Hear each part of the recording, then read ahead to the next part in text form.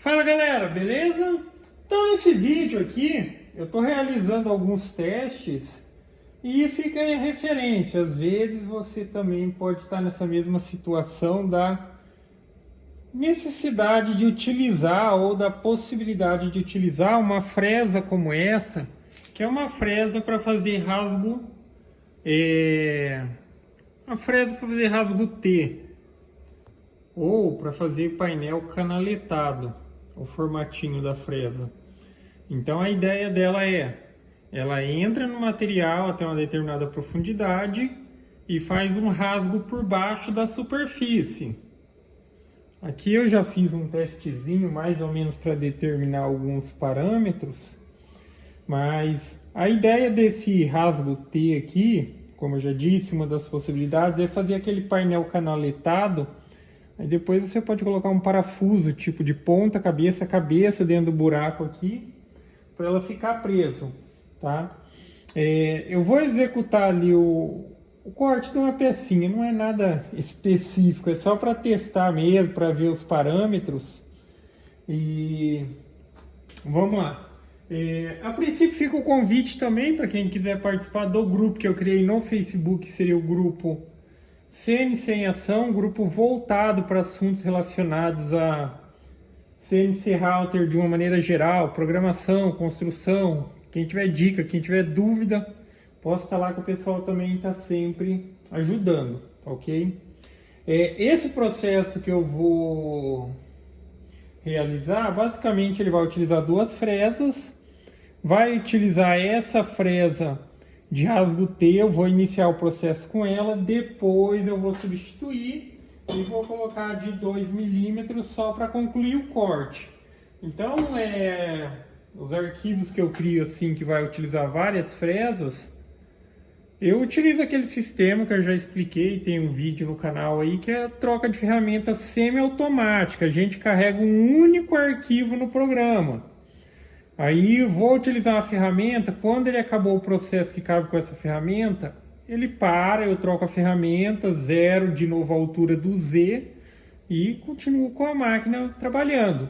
Porque de maneira normal, o que é comum fazer para quem não quiser utilizar esse recurso, ou às vezes o programa que utiliza não oferece esse recurso,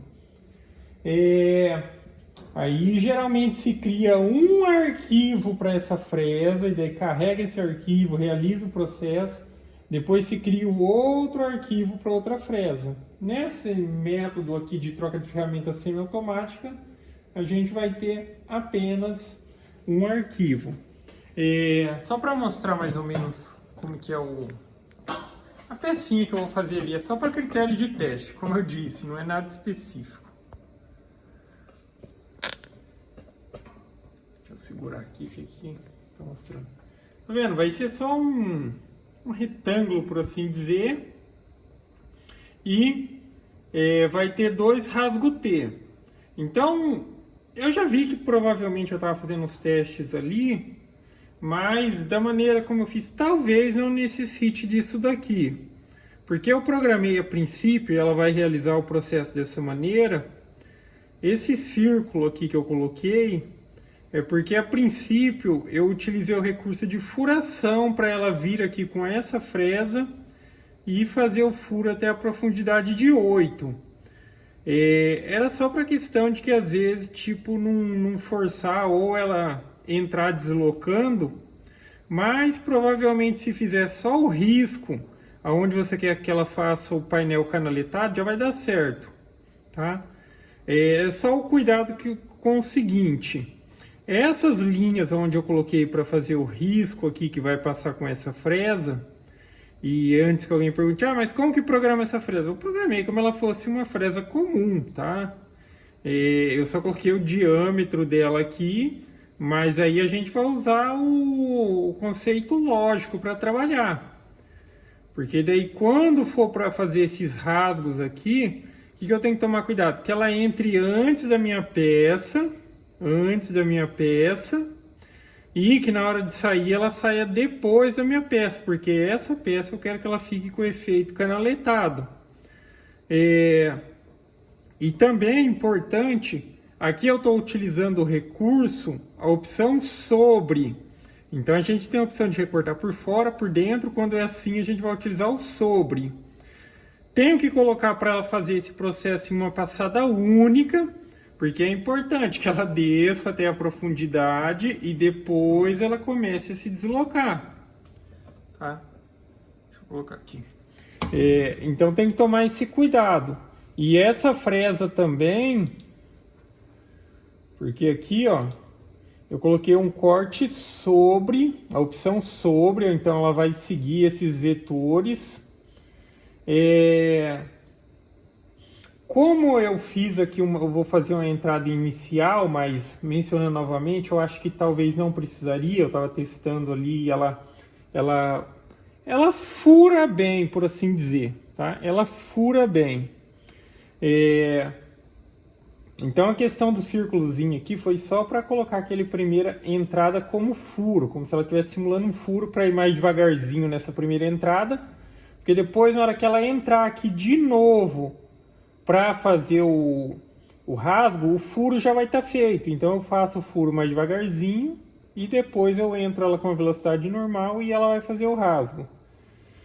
Se no seu projeto isso tiver alguma importância, esse aspecto que eu estou mencionando aqui, que é o seguinte: esse pontinho verde sempre indica onde a fresa vai iniciar o processo. Se por algum motivo você quisesse que ela iniciasse do outro lado, aí você utiliza o recurso aqui, ó, de modo de edição de nós. Aí se você quisesse que começasse aqui, por exemplo, ó, eu vim aqui e definir como ponto inicial. Então esse corte ela faria por aqui, tá? Mas enfim, do jeito que tá ali, tá bom. Às vezes é mais por uma estratégia de ser mais efetivo, porque, por exemplo, eu vou deixar o arquivo, como já está carregado ali, eu vou deixar, mas, por exemplo, na prática, ela vai entrar aqui e vai fazer o corte aqui. Como os dois pontos iniciais estão desse lado, o que ela vai fazer? Ela vai entrar aqui, vai até o final, vai sair e vai voltar aqui, porque na hora que eu carreguei ali o arquivo, estava assim, né? Mas, por uma questão lógica, produtiva, para ser mais eficiente e tudo mais, seria interessante esse ponto desse lado. Porque ela viria por aqui, faria essa canaleta, na hora que ela sair, ela já sai e entra desse lado e volta para cá. Aí seria o caso, se houvesse a necessidade de fazer uma pré-furação como eu fiz, colocaria esse círculozinho do lado aqui na hora de calcular a furação de broca, tá? No estilo broca. Esse recurso aqui de furação, aí existe um próprio recurso aqui, ó, de furação. E quando você usa esse recurso de furação, ao selecionar qualquer vetor, por exemplo, se eu selecionar esse quadrado aqui utilizando o vetor o recurso de furação, ele vai calcular aqui para fazer um furo no centro, tá? Da mesma maneira, se eu tivesse um quadrado e um círculo aqui e tal, e eu seleciono essas duas peças aqui, ó, e calculo para fazer um furo até 8 milímetros, ó. Aí ele calculou aqui, ó, vou até simular, aqui ele calculou para fazer furo no centro dessas duas peças aqui, ó. Tá vendo? Bem aqui é o local e bem aqui é o local. E aqui tá com esse diâmetro porque corresponde ao diâmetro da ferramenta que eu selecionei ali, tá? Mas enfim, aqui foi só para dar uma referência. Então, na prática, como a máquina vai se comportar ali? Vou iniciar com a fresa T, ela vai vir aqui, ela vai fazer nesses pontos aqui, onde eu desenhei o círculo para centralizar, ela vai fazer como se fosse furo, ela vai descer até 8. Aí o próximo processo, com essa mesma fresa, ela vai vir no furo de novo, ela vai entrar lá, até a profundidade de 8,5 dessa vez, e vai percorrer aqui. Quando chegar no final, ela vai sair, ela vai voltar desse lado e vai ir para cá, tá ok? Quando ela faz esse processo com essa fresa, dá por concluído, vai parar o programa, eu vou substituir a fresa e vou zerar novamente. O arquivo, Vamos carregar ele aqui. Esse aqui.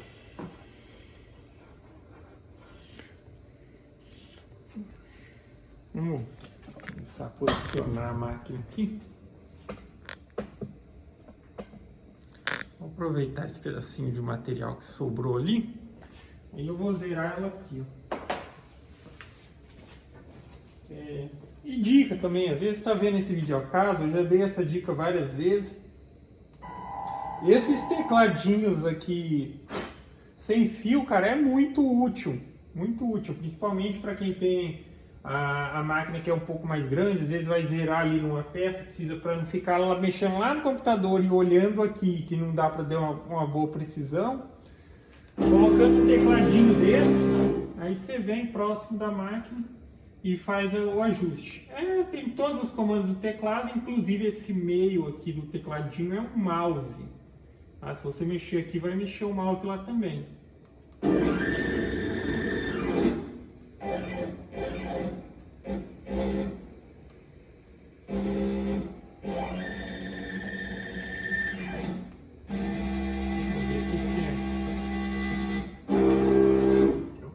Nesse espaço aqui, e o espaço está quase no limite, então não pode zerar muito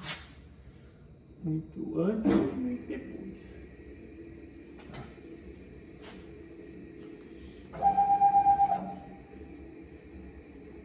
Aí aqui,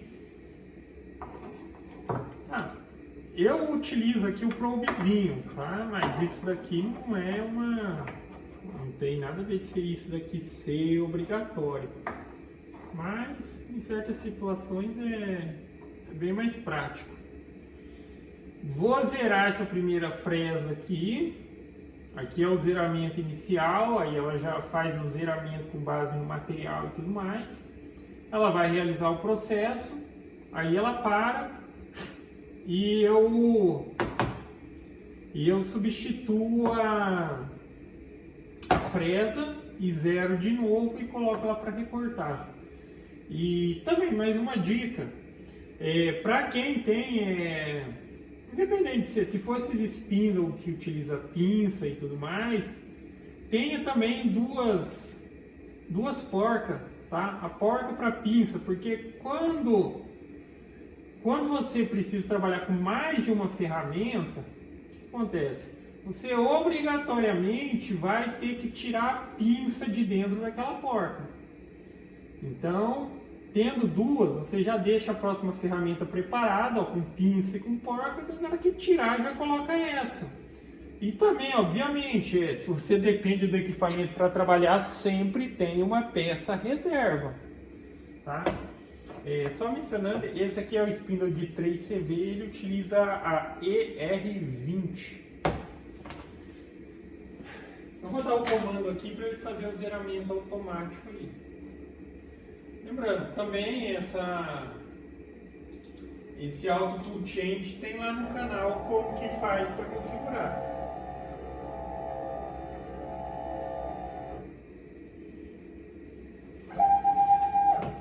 Parou, zerou. Aí quando a gente programa esse zeramento automático da altura do Z, você também depois determina. Depois que ele encostou, quanto você quer que ele sobe. No meu caso aqui tá para subir 39 milímetros. Ele desce, toca no probe, sobe 39 e tá feito o zeramento. Vou zerar o X e o Y exatamente nessa posição aí e vamos colocar para trabalhar.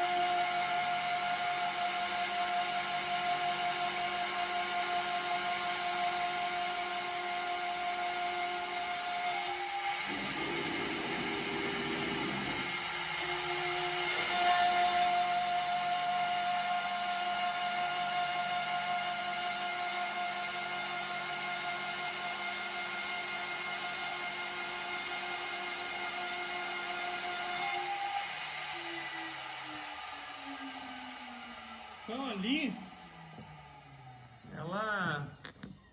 ela realizou o processo. Deixa eu só conferir uma coisa, porque essa entrada simulando broca que deu ali, ela entrou muito rápido. Eu coloquei um parâmetro aqui bem devagar, mas acho que não foi o suficiente. Deixa eu só ver um negócio aqui.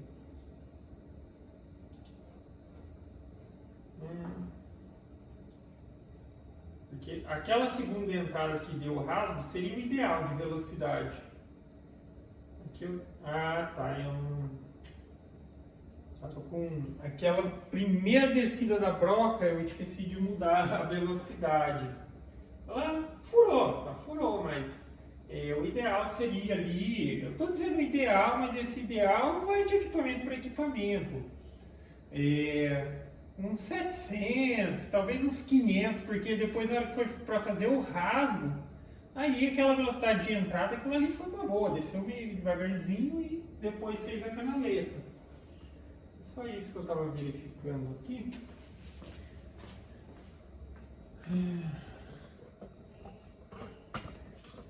Vou só passar um aspirador ali para a gente ver já como que...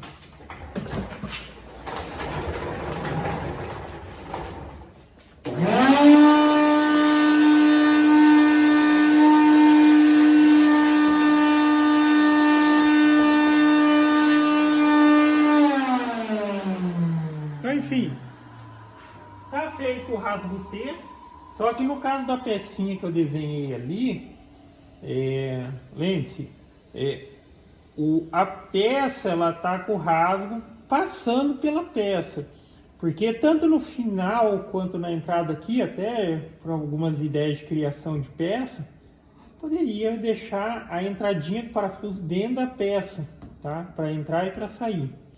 Mas enfim, acabou a primeira parte do processo. O que eu faço? Eu venho aqui, deixa eu abrir o programa.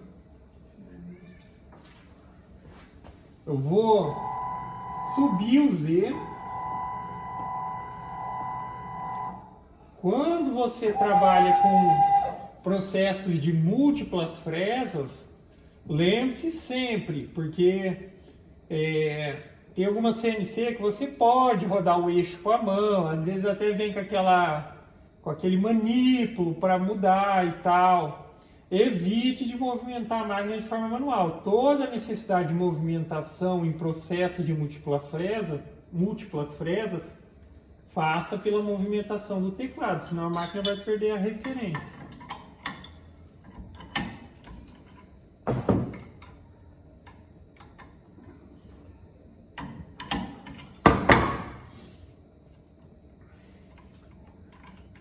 Aí aqui, ó, como eu mencionei, tendo dois, porque se eu não tivesse dois, eu preciso tirar a fresa, tirar a pinça, colocar a fresa.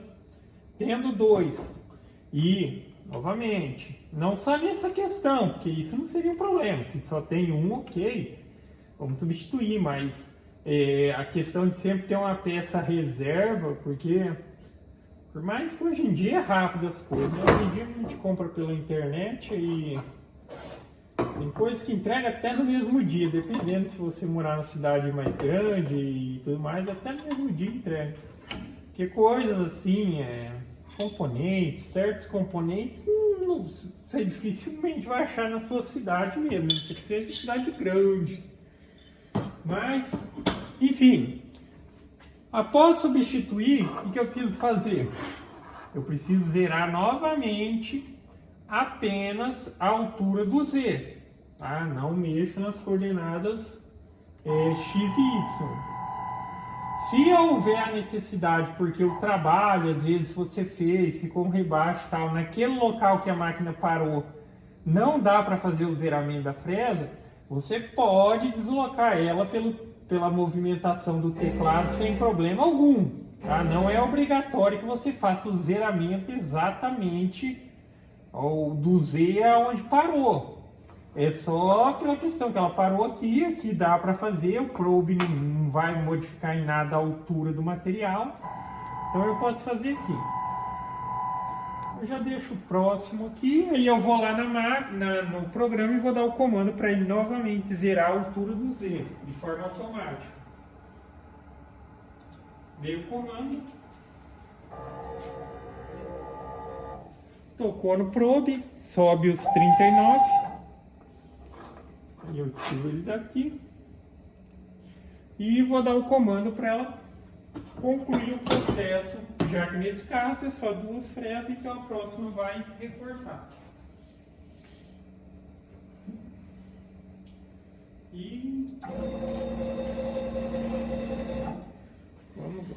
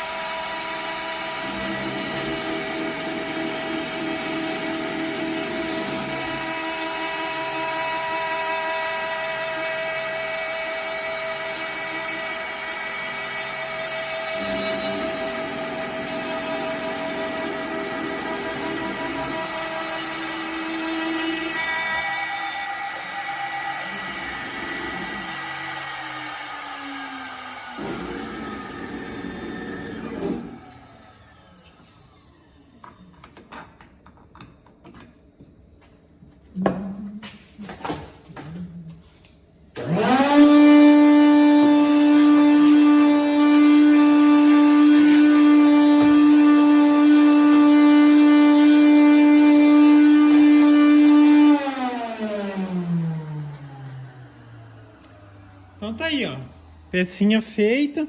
A ideia do rasgo T, aí é que depois você pode utilizar aqui parafusos para prender coisas de baixo para cima. Inclusive essa opção de rasgo T também é uma possibilidade para prender peças numa mesa de sacrifício do tipo assim, tá? Aí só tem que tomar cuidado para não, se for utilizar, para não exagerar na dose do aperto, porque a gente tá falando de madeira e tudo mais, mas é uma boa alternativa. Aí fica essa opção de utilizar e dá, tá ok? Só que assim, eu também já menciono, para utilizar fresas, essa fresa, por exemplo, óbvio que cada um pode ajustar ou adequar para o seu equipamento. Você tem que conhecer seu equipamento, tem que fazer os testes. Mas, por exemplo, essa fresa, ela já é uma fresa que tem uma necessidade de força de arrasto grande. Se seu equipamento é um pouco mais limitado, sim, você vai ter que reduzir o avanço da sua máquina na hora de fazer os parâmetros. Que se a gente pensar ali, a pontinha da fresa, ela tem 12 milímetros de espessura. Então, é uma coisa se você estivesse utilizando uma fresa bem grossa. Inclusive, ainda quando ela entra na canaleta, ela está cortando essa partezinha de cima. Aí é só questão de fazer um ajuste. Mas fica a referência. Para trabalhar com fresas muito grossas, cara, com fresas mais grossas, você pretende, inclusive essa, V-bit, aquelas mais grossas, para entalhe, madeira maciça, às vezes a pessoa acaba recorrendo àquele spindle, aquele chinês de 800 watts, cara. Assim, eu acho que de fato não é uma boa alternativa, Para as fresas mais finas, o de 500 atende, o de 800 melhor ainda, mas para fresas mais grossas, procure investir no spindle que eu digo assim, o spindle verdadeiro, esse que já é melhorzinho, que já tem um rolamento mais reforçado e tal. Porque se você for ver esses spindles chinês ali, é aqueles rolamentinho, igual rolamentinho de skate, bem pequenininho e tal. Aquilo ali é para uso contínuo, para fresas mais grossas, aquilo ali não vai durar nada. Agora sim, para outras situações, para a questão de trabalhar com menos ruído, se você costuma trabalhar com fresa de 3, de 4 milímetros, fresa de 2 milímetros, cara, aí é perfeito, tá? Perfeito. Por exemplo, ó, eu recordo essa pecinha aqui, da remoção da peça ali, eu fiz com uma fresinha de 2 milímetros. Uma fresinha de 2 milímetros num spindlezinho chinês daquele de 15 milímetros, de 500 watts, ele vai que vai, tá? Com toda aquela questão, eu já falei a respeito dessa questão da vantagem, o ruído é reduzido. Se você está trabalhando dentro dos limites do equipamento, sem exagero, com fresa mais fina, vai ter uma ótima durabilidade, tá? Inclusive eu tenho 2 deles e sim, para determinadas situações eu recomendo. Mas enfim, só para concluir o vídeo aqui, fica essa possibilidade, tá? Aí já fica pelo menos uma referência de utilização e uma referência de como você pode desenhar, porque muitas vezes no desenho você vai ter que utilizar o conceito lógico. Como eu queria que a peça aqui, o rasgado atravessasse a peça, então eu criei um vetor que ele começava antes e terminava depois. Aqui na questão depois de fazer o ajuste para ter a máxima de eficiência, então ele precisa aqui ter um espacinho que seja pelo menos o diâmetro da fresa antes e considera mais uma margenzinha, e a mesma coisa para depois. E também tem aquela questão de se você intervir na questão de, na hora de desenhar o vetor, dizer como a máquina vai se comportar para ela fazer os processos, que também já mencionei. Às vezes você perde um pouco mais de tempo para fazer uma programação lógica para a máquina trabalhar exatamente como você quer, mas você acaba ganhando depois no tempo de produção da peça. E às vezes você coloca lá só, coloca para calcular e tal, ela calcula meio que automático, nem sempre é a forma mais eficiente de trabalho. Mas tá aí. Então basicamente é isso, galera. Então gostou do vídeo? Dá um joinha, inscreve no canal que em breve estarei postando mais vídeos. Falou!